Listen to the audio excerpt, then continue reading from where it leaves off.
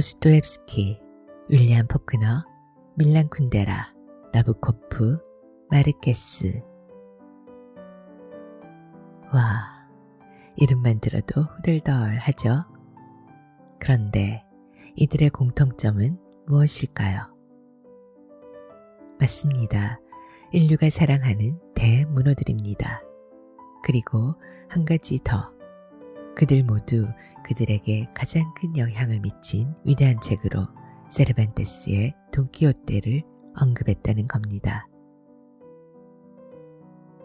도스토옙스키는 인류가 신에게 내놓을 수 있는 단 한 권의 책이 돈키호테라고 했고, 윌리엄 포크너는 돈키호테를 성경처럼 매년 꺼내 읽는다고 했어요.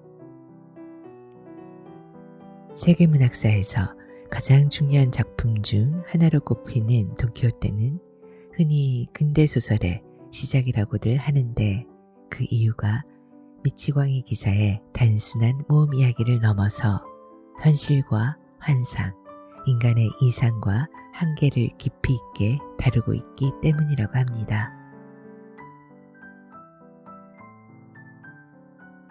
돈키호테는 10년에 걸쳐 1부와 2부로 나뉘어서 발표되었고, 오늘날에도 보통 1편과 2편으로 나누어 읽게 됩니다. 이 중 무심하게 툭툭 소리씨앗 구작가의 빈 책장에서는 동서문화사에서 번역 출판된 돈키호테 1편의 제1장과 제3장을 골라보았는데, 제1장은 돈키호테의 탄생을, 제3장에서는 기사가 되는 과정을 재미있게 담고 있습니다.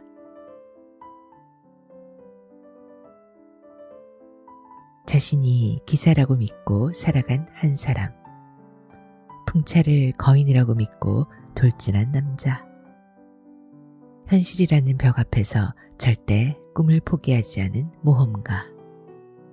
잠시 눈을 감고 우리들의 돈키호테를 따라 400년 전 스페인 라만차의 벌판으로 함께 떠나보시죠.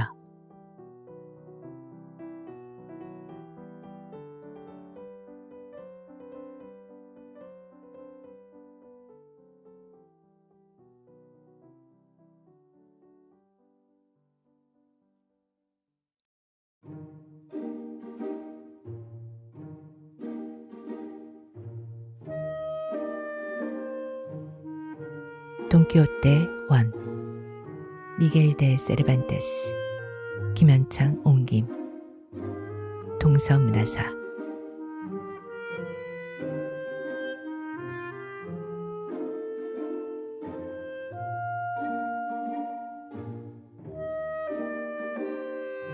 제1장, 라만차의 시골 귀족 돈키호테, 사람됨과 살아가는 이야기.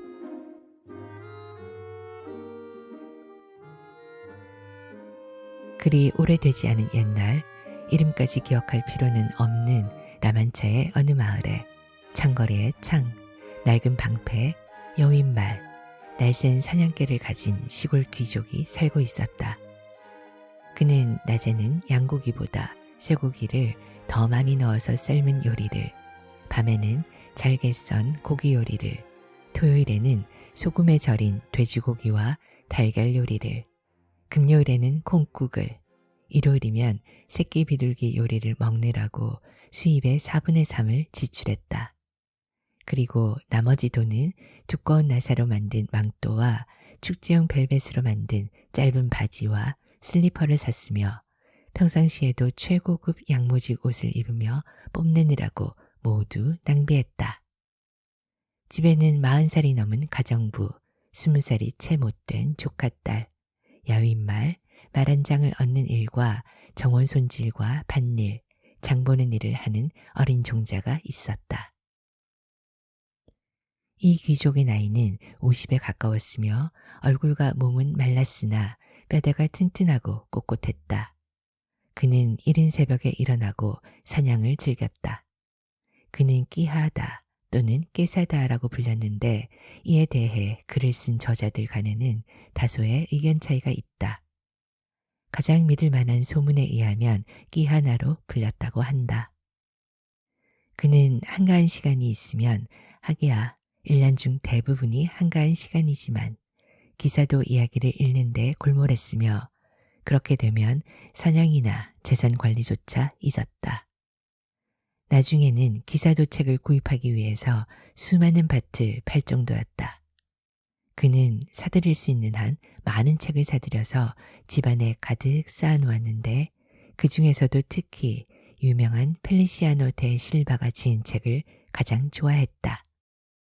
문장이 명쾌하면서도 독특하고 복잡한 서술을 지녔기 때문이다.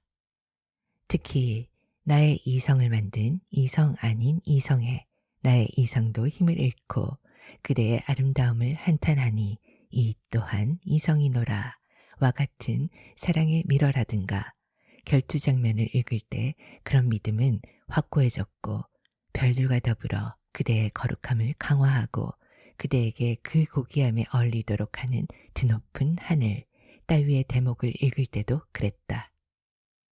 이런 문장들에 현혹된 이 귀족은 가엾게도 제정신을 잃었고 아리스토텔레스가 다시 살아난다 해도 이해하지 못했을 구절들을 해석하기 위해 밤잠을 설치곤 했다. 그는 기사 벨리아니스가 상처를 입었거나 남에게 상처를 입혔던 일에 대해서 참을 수가 없었다. 그것은 그를 치료한 의사들이 아무리 훌륭한 솜씨를 지녔다 할지라도 결국 그의 얼굴이나 온몸에 생긴 상처와 흉터를 없애지는 못할 것이라 생각했기 때문이다. 그러면서도 그는 그리스의 벨리아니스 이야기의 작가가 끝나지 않은 모험이라는 암시를 주며 이야기를 종결시킨 점을 무척 칭찬했다. 때때로 그는 이야기의 결말을 자기가 써서 끝내고 싶은 충동을 느꼈다. 만일 끊임없이 찾아오는 더 중요한 생각들이 아니었다면 그는 그것을 훌륭하게 실행했을 것이 틀림없다. 그는 마을의 신부, 이 사람은 박학다식한 인물로서 1472년에 창립된 시구엔사 대학에서 학위를 받았다. 를 만나기만 하면 빨메린 데 잉글라테르라와 아마디스 데 가올라 두 사람 중 어느 쪽이 더 훌륭한 기사였나 하는 문제로 열띤 논쟁을 벌였다. 그런데 같은 마을의 이발사 니콜라스 선생은 아무도 태양의 기사 페보에는 미치지 못한다고 주장했다. 혹시 페보와 어깨를 견줄 만한 사람이 있다면 아마디스 데 가올라의 동생인 동갈라우르 정도라고 했다.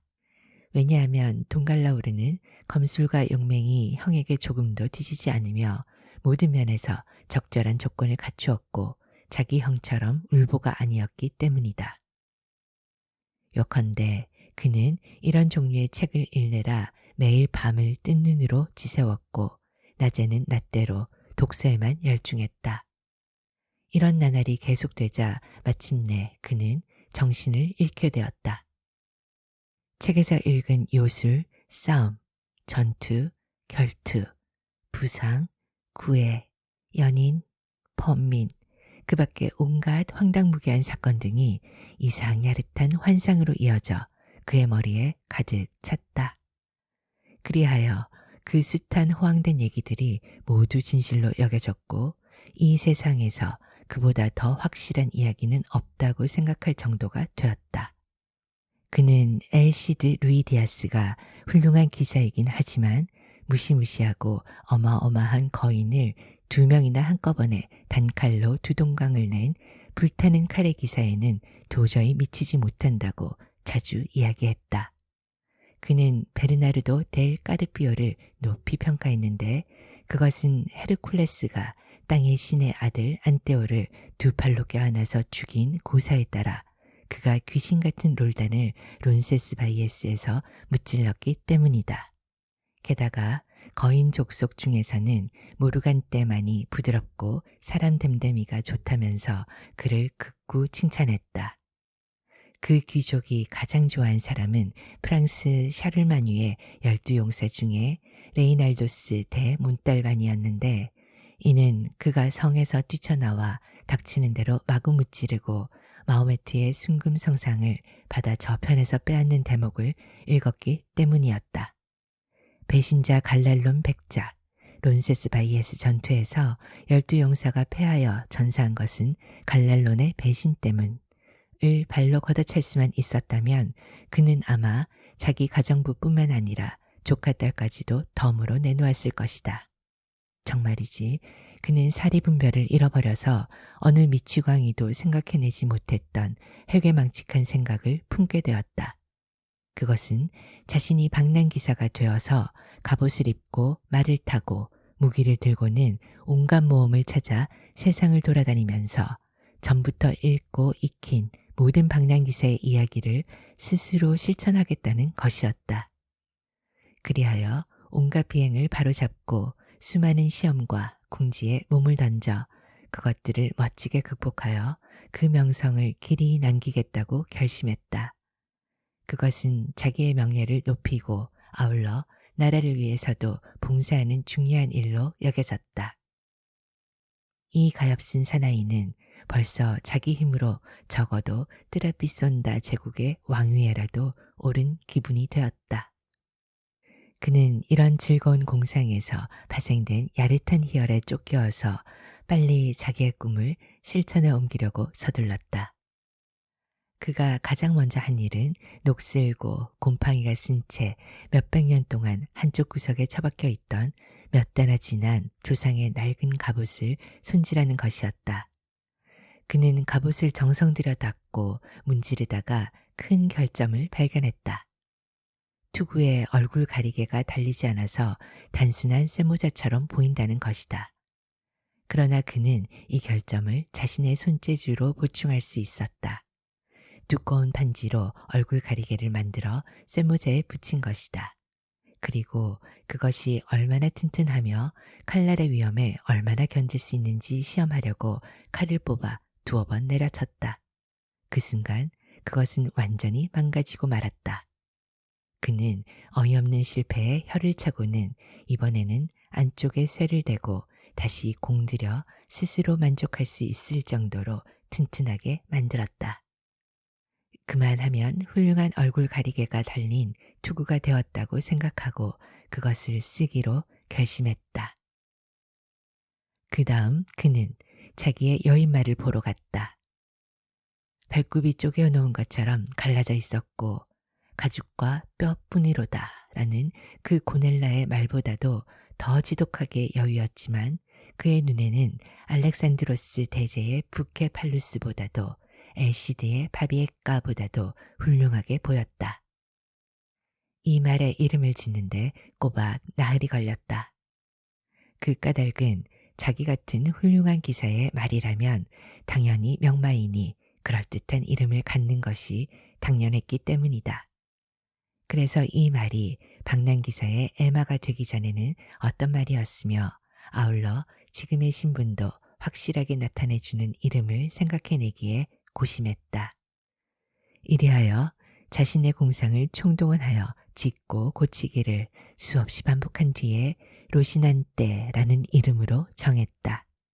그 이름이야말로 품위도 있고 부르기도 좋았으며 전에 한낱 평범한 말, 로신이었을 때와도 연결이 되는 이름이었다. 말에게 마음에 꼭 드는 이름을 지어주자 이번에는 자신도 새 이름이 갖고 싶어졌다. 그리하여 다시 일주일 동안을 연구한 끝에 생각해낸 것이 돈키호테였다. 용맹스러운 아마디스가 자신을 아마디스라고 부르는데 만족하지 않고 조국의 이름을 높일 생각으로 자기 왕국과 고향의 이름을 덧붙여 아마디스 대 가올라라고 불렀던 것을 생각하고 자기도 이를 본떠 자기 성에 고향의 이름을 붙여 돈키호테 대 라만차라고 하기로 했다. 이렇게 함으로써 자기 신분과 고향을 분명히 나타낼 수 있으리라고 생각했던 것이다. 갑옷을 손질했고 얼굴 가리개가 달린 투구를 갖추었고 여인말의 이름도 지어주었고 자신의 이름까지 고쳤으니 이제 남은 일은 사랑을 바칠 귀부인을 찾는 것이었다. 연애 없는 방랑기사란 잎이나 열매 없는 나무요 영혼 없는 육체나 다름없기 때문이다. 그는 혼잣말로 중얼거렸다.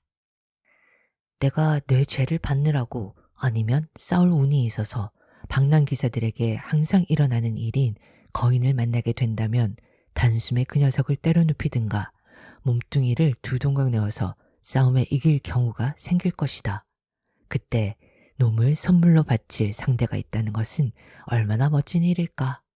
그러면 놈을 나의 고귀한 부인에게 보내어 무릎을 꿇고 공손한 목소리로 이렇게 말하게 하는 거야. 부인이시여, 저는 악당의 섬 마린드라니아 섬의 군주인 거인 까라꿀리 암부로 떡판 같은 상판되기쯤 되는 말라고 하는데 어떤 말로도 칭송을 다하지 못할 방랑기사 돈키호테 데라만차님과 싸워서 일격에 패했습니다. 그리하여 부인 앞에 나아가 부인의 뜻대로 처분을 받으라는 돈키호테님의 분부를 받고 왔습니다.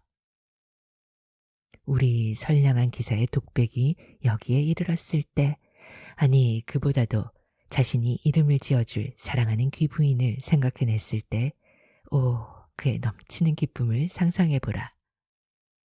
사람들에 의하면 실제로 그가 살고 있는 마을에서 가까운 농가에 매우 아름다운 처녀가 있었는데 그는 한때 이 처녀를 연모한 적이 있었다고 한다.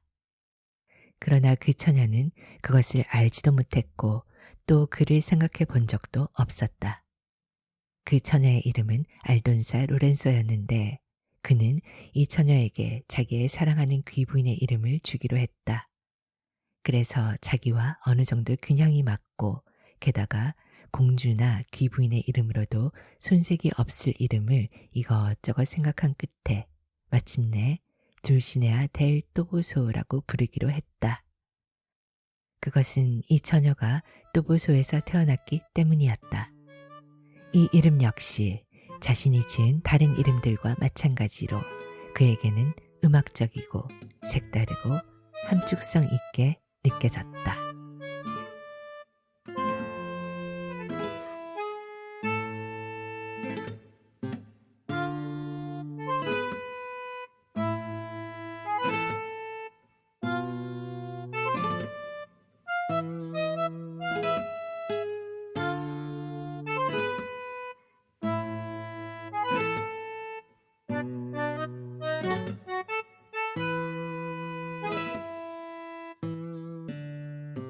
제3장 우스꽝스럽게 기사 서임식을 치르는 돈키호테 이야기.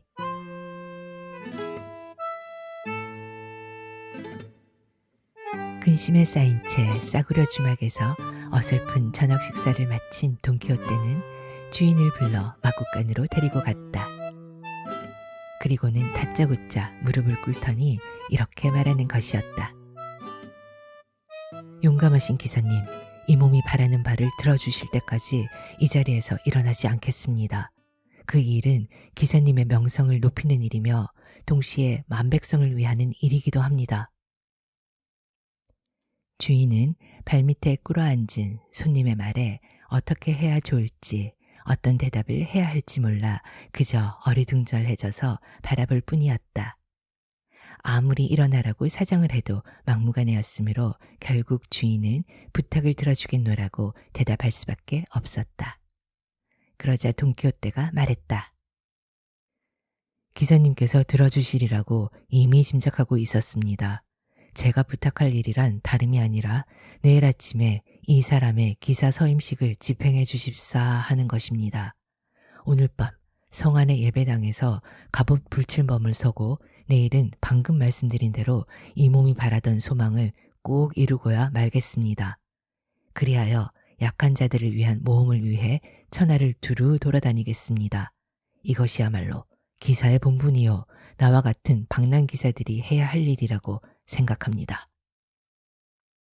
주막 주인은 교활한 사람인데다가 손님이 어리석다는 것을 짐작했다. 그래서 그날 밤 이 손님을 웃음거리로 삼아보자고 마음먹고 그의 기분을 맞춰주기로 했다. 주인은 돈키호테에게 그의 부탁은 아주 지당한 것이고 그의 우아한 몸집은 훌륭한 기사에 썩 잘 어울린다고 칭찬했다. 그리고 자기도 손님과 마찬가지로 젊었을 때에는 모험을 찾아 천하를 두루 돌아다니면서 명예로운 방랑에 몸을 바쳤던 사람이라고 말했다.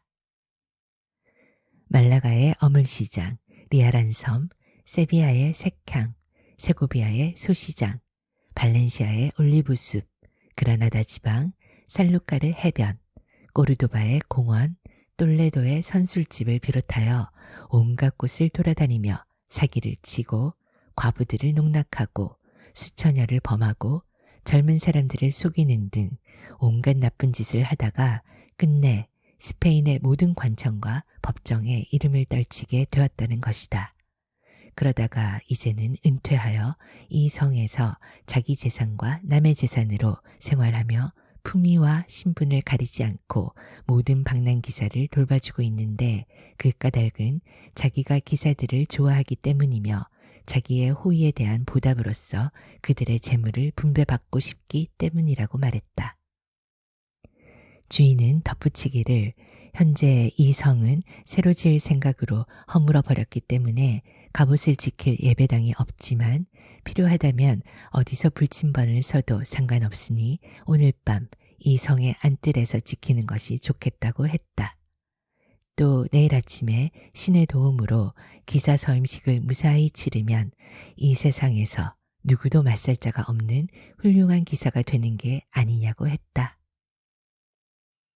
그러더니 주인은 돈을 가지고 있느냐고 물었다.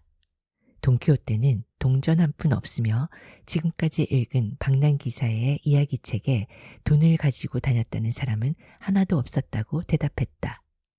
이에 대해 주인은 그것은 잘못된 생각이며 이야기책에 그것을 쓰지 않은 것은 방랑기사들이 깨끗한 속옷과 돈을 갖고 다니는 것이 너무나 당연한 일이므로 구태여 그것을 쓸 필요가 없었기 때문이라고 말했다. 따라서 방랑기사들은 누구나 할 것 없이 지갑에 돈을 두둑하게 넣고 다녔다고 생각해야 하며 그들은 몇 벌의 속옷과 상처를 치료하기 위한 고약이 가득 든 작은 상자도 역시 몸에 지니고 다녔다고 했다. 왜냐하면 친구 중에 영리한 마법사라도 있어서 한 모금만 마셔도 상처가 단번에 치료되는 영험 있는 물을 가진 처녀나 난쟁이들을 구름에 싣고 올 수 있는 상황도 아니고 기사들이 싸우다가 들판이나 산에서 상처를 입었을 때 치료해 줄 사람이 언제나 곁에 있는 것도 아니기 때문이라고 설명했다.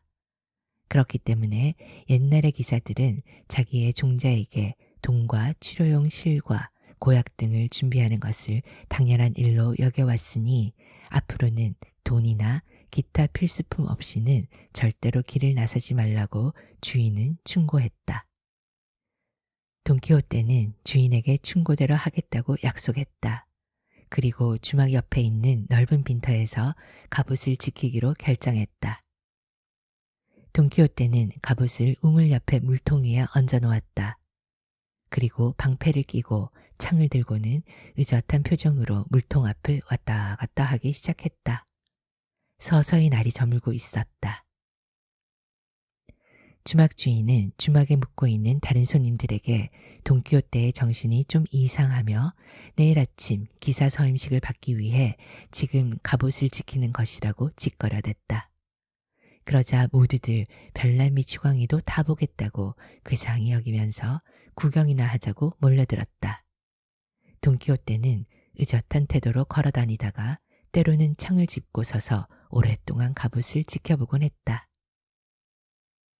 밤이 깊었으나 달빛이 대낮같이 밝아서 사람들은 이 신출내기 기사의 거동을 하나도 빼놓지 않고 볼 수 있었다. 이때 마부 한 사람이 나귀에게 물을 먹이려고 했다. 그러자면 물통 위에 놓인 돈키호테의 갑옷을 치우지 않으면 안 되었다. 돈키호테는 마부가 가까이 다가오자 큰 소리로 외쳤다. 누군지 모르지만 대담한 기사로구나. 칼을 찬 이 방랑 기사의 갑옷에 손을 대려 하다니. 그대의 행동을 조심하라. 대담한 행위의 대가로 목숨을 잃을 생각이 없다면 그 갑옷과 투구에 손을 대지 마라. 그러나 마부는 그 말에 아랑곳하지 않았다. 그는 자기의 몸을 생각해서 귀담아 들었어야 했다. 마부는 거침없이 갑옷의 가죽끈을 잡더니 번쩍 들어서 내던져 버렸다. 이것을 본 돈키호테는 허공을 우러러보며 그의 사모하는 공주 둘시네아에게 마음을 모아 빌었다. 나의 사모하는 공주여, 그대를 섬기는 종인 나의 가슴에 울려온 최초의 굴욕을 살피시고 나에게 힘을 주소서. 이 위기에 그대의 자비와 비호를 아낌없이 내리소서. 그러더니 돈키호테는 방패를 내던지고 두 손으로 창을 높이 쳐들어 마부의 머리를 힘껏 내리쳤다. 상대방은 땅바닥에 푹 꼬꾸라졌다.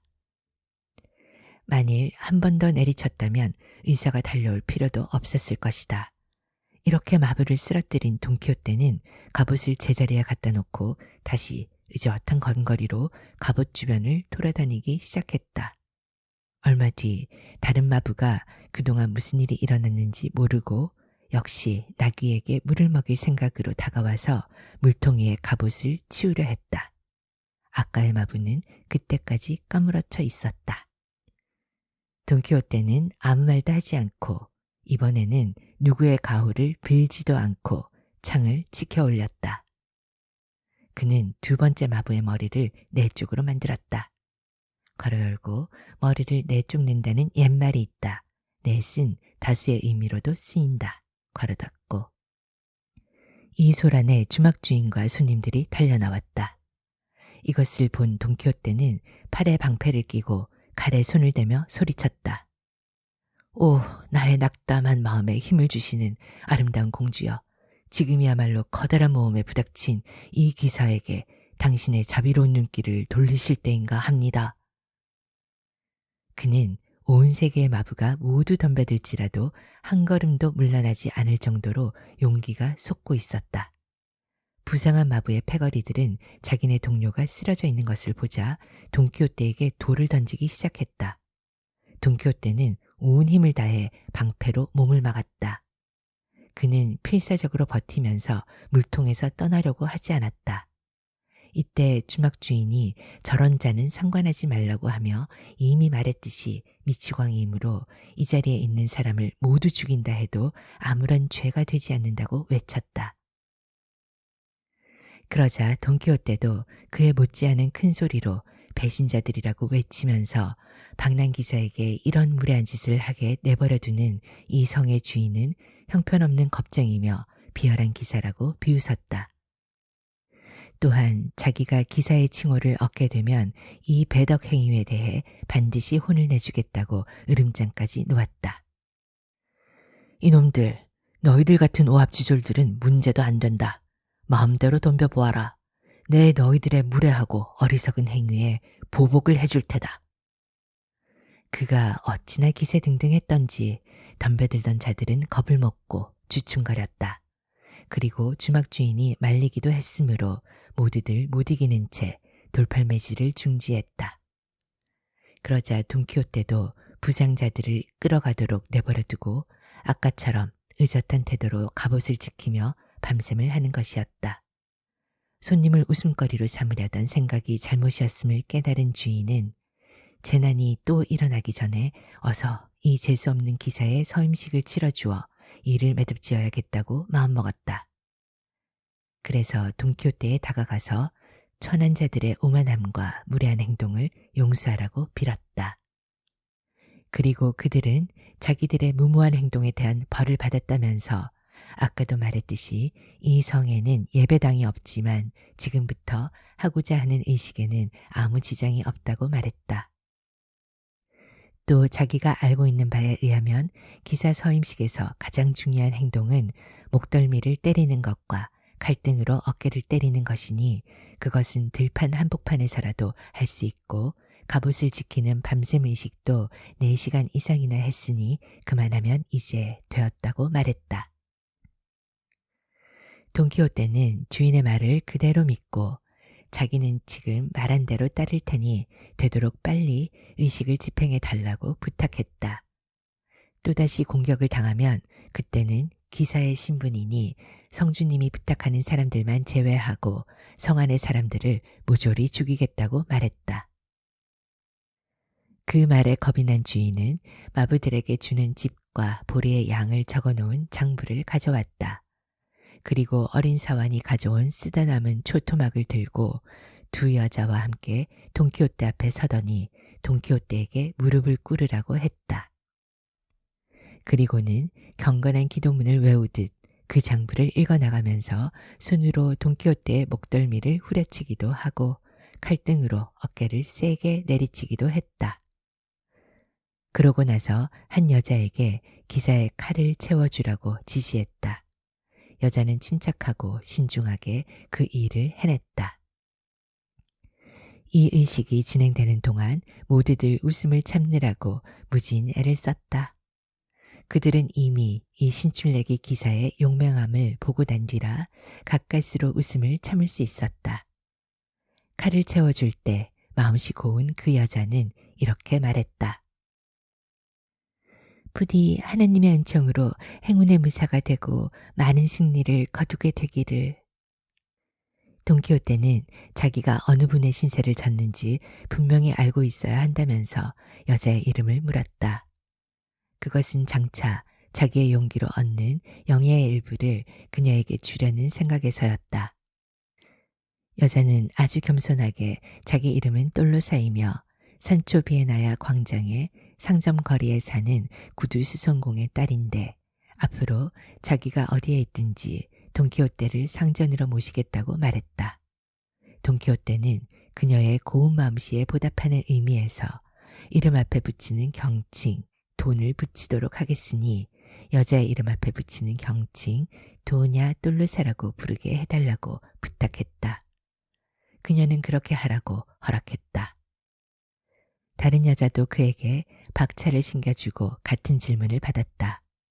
그녀의 이름은 몰리네라라고 하며 안테라에 사는 성실한 물방앗간집 딸이라고 했다.